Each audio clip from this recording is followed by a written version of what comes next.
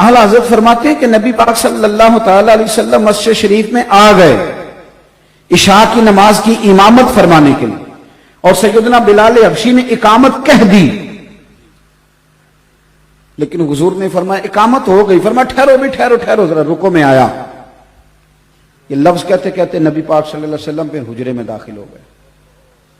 تھوڑی دیر کے بعد آئے، پہلے نماز پڑھانے لگے، پھر حضور نے فرمایا تم سوچ رہے ہوگے کہ میں کیوں گیا تھا۔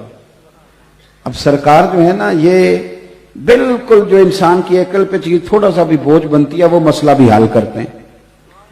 اب نماز میں بندے سوچتے رہیں گے پتہ نہیں کہاں گئے تھے، کیا لینے گئے تھے، کیا ماجرا تھا۔ سرور کائنات صلی اللہ علیہ وسلم نے فرمایا نماز کے بعد بتاؤں گا تو پتہ نہیں بات کہاں جائے گی، نماز سے پہلے بتا دیتا ہوں۔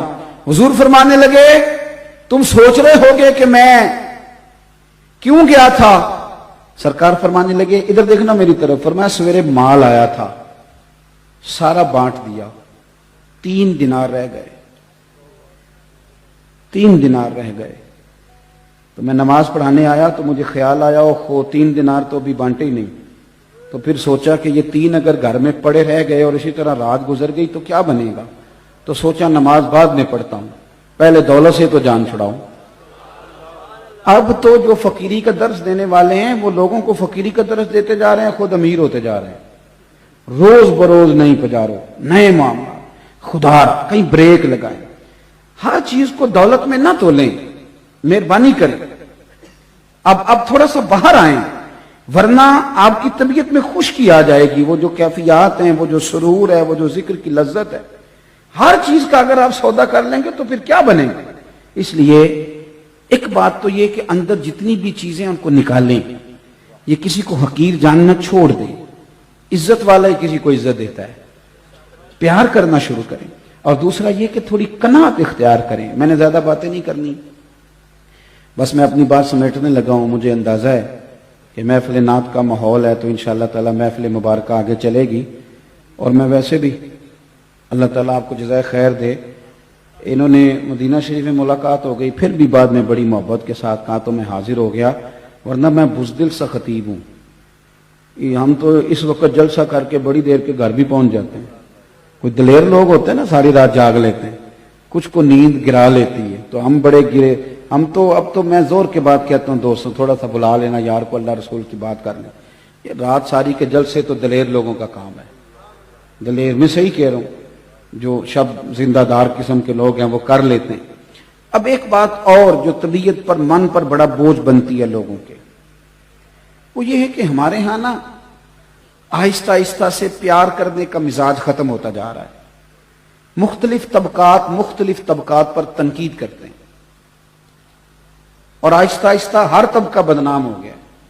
یعنی ایسا نہیں ہے کہ آپ پولیس والوں کا نام لیں تو لوگ کہیں گے یہ بڑا بدنام طبقہ ہے، جو لوگ علماء سے دور ہیں ان کے سامنے کسی مولوی کا بھی نام لیں تو اللہ معاف فرمائے ان کا اللہ بولا جب گڑبڑ ہے۔ یعنی کوئی طبقہ، پٹواری کی بڑی عزت ہے ہمارے معاشرے میں، تحصیلدار کی، ٹیچر کی، ہم نے کچھ شاید چھوڑی نہیں، کسی جگہ بھی کوئی بھی وقار قائم نہیں رہا۔ اس کا نقصان پتہ کیا ہوتا ہے؟ جب بندہ غیبتیں کرتا ہی رہتا ہے تو اسے یوں لگتا ہے کہ جیسے سارا زمانہ خوفناک لوگوں سے بھرا ہوا ہے، کوئی اپنا نہیں، کوئی مخلص نہیں، کوئی پیارا نہیں۔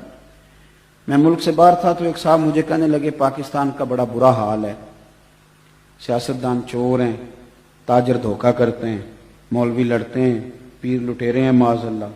تو میں نے اسے کہا کہ آپ کو باہر بیٹھ کے ساری باتوں کا کیسے پتہ ہے؟ آپ وہاں آئیں، اللہ کے فضل سے ایسا کوئی معاملہ نہیں۔ کس نے آپ کو کہا ہے؟ یہ کس نے آپ سے بات کر دی اس طرح کی؟ اللہ کا فضل ہے، لوگ اچھے برے ہیں، لیکن ہمارا اس قوم سے تعلق ہے کہ کل ابھی زلزلہ اور سیلاب آیا تھا تو جس بیٹی بیچاری نے سلائی مشین پہ بیٹھ کے سارا جہیز بنایا تھا اس نے بھی زلزلے والوں کو دے دیا تھا۔ آج کسی ایک بزرگ کو خون کی بوتل کی ضرورت پڑتی ہے، 14 جوان چوک میں کھڑے ہوتے ہیں، یہ قوم آپ کو بری نظر آتی ہے؟ اب رمضان شریف میں مسجدیں تھوڑی ہوتی ہیں، حافظ زیادہ ہوتے ہیں، تو علماء محنت کر رہے ہیں تو دین کا پیغام آگے جا رہا ہے نا۔ یہ سبق پڑھا رہے ہیں تو حافظ تیار ہو رہے ہیں۔ ہر مسجد میں جمعہ ہوتا ہے تو کسی نے علم پڑھایا تو کوئی آگے جمعے کے بیان کر رہا ہے نا۔ کس طرح کی آپ بات کرتے ہیں؟ یہ کمزوریاں ہم نے پیدا کی. میں اللہ کے فضل سے تنہائی میں بھی نعت خوانوں کی مخالفت نہیں کرتا, میں نہیں کرتا, میں کسی باعث کی مخالفت نہیں کرتا. اس کی وجہ یہ ہے کہ میں ایک بندہ ہوں, میں یہاں تقریر کر رہا ہوں, لیکن محفل تو اس وقت میرپور میں بھی ہو رہی ہوگی, گجرات میں بھی ہو رہی ہوگی, لاہور میں بھی ہو رہی ہوگی. تو جب میری اوقات اللہ نے اتنی بنائی ہے کہ میں صرف یہاں بات کر سکتا ہوں, تو پھر مجھے چاہیے نا جو لاہور ذکر رسول کر رہا ہے میں اس کو بھی مان ہی جاؤں. یہ تھوڑا نکلیں آپ ان چیزوں سے, آپ تھوڑا سا زندگی کو مثبت بنائیں. میرے رسول پاک صلی اللہ علیہ وسلم نا لوگوں کو عزت دیتے, لوگوں سے پیار کرتے, ہر طبقات کے لیے حضور نے عظمت بیان کی, ہر طبقے کے لیے. عالم کے فضائل بیان کیے, حافظ کے فضائل بیان کیے, حاجی کے فضائل بیان کیے. نبی پاک صلی اللہ علیہ وسلم کی نعت پڑھنے والے کو میرے نبی نے چادر عطا فرمائی. میرے رسول پاک نے قاضی کے فضائل بیان کیے, عدل کرنے والے بادشاہ کے فضائل بیان کیے, جو بیٹی پالے اس کے فضائل بیان کیے. رسول کائنات صلی اللہ تعالی علیہ وسلم نے فرمایا رستے سے روڑا ہٹانے والے کو بھی میرا رب جنت عطا فرما دے گا. رسول پاک صلی اللہ علیہ وسلم نے محنت کر کے, مزدوری کر کے, کوشش کر کے پیسہ کمانے والے کو اللہ کا دوست کہا. حضور نے تاجر کے بارے میں کہا, تاجر کے بارے میں ترمذی کی حدیث ہے, فرمایا تو سچ بول کے تجارت کرنا, اللہ سچے تاجر کو قیامت کے دن نبیوں کے ساتھ جگہ عطا فرمائے گا.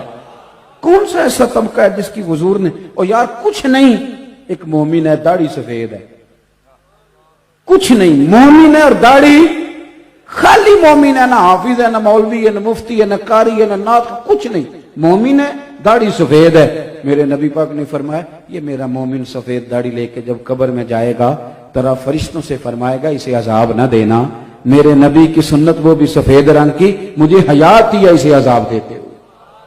حضور نے تو ہر طبقے کو عزت دی, ہر طبقے کے حصے میں حضور نے عزت لکھی.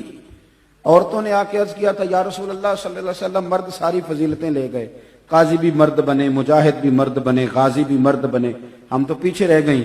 تو نبی پاک صلی اللہ تعالی علیہ وسلم نے فرمایا تمہیں پتہ ہے کہ جب تم حاملہ ہوتی ہو, تمہارے پیٹ میں بچہ ہوتا ہے, تو کریم محبوب فرماتے ہیں جتنا تلوار لے کے میدان میں جہاد کرنے والے کو اجر ملتا ہے اتنا ان دنوں میں بی بی کو اجر دیا جاتا ہے. اور اگر اسی حالت میں بچے کے ولادت کے وقت وہ انتقال کر گئی تو اللہ کے رسول فرماتے ہیں رب اسے شہیدوں کے ساتھ کھڑا فرمائے گا. ہر طبقے کو میرے نبی پاک نے اکرام دیا. ہم نہ اپنی عزت سمجھتے ہیں اور نہ کبھی سامنے والے کا اکرام کرتے ہیں.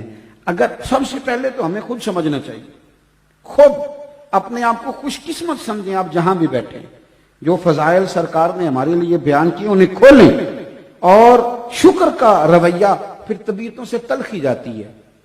جب آپ راضی رہنے, ہمارے ہاں نا کوئی بندہ آتا ہے وہ ہمیں تلخ کر کے چلا جاتا ہے, یہ ہماری مذہبی سٹیج پہ بھی یہ کام ہوتا ہے, پہلا باری میری ہے تو پھر باری میری ہے, تو اس سے بھی بڑی پریشانی ہے. محفل کرانے والا بیچارہ اس طرح ہوتا ہے کہ جس طرح کڑکی میں پھنسا ہوا بندہ ہے, پتہ نہیں کب نکلے گا, کب اس کی جان چھوٹے گی, بڑا خوف. یہ مذہبی محافل میں ہوتا ہے, میں ہم کو صحیح بتا رہا ہوں.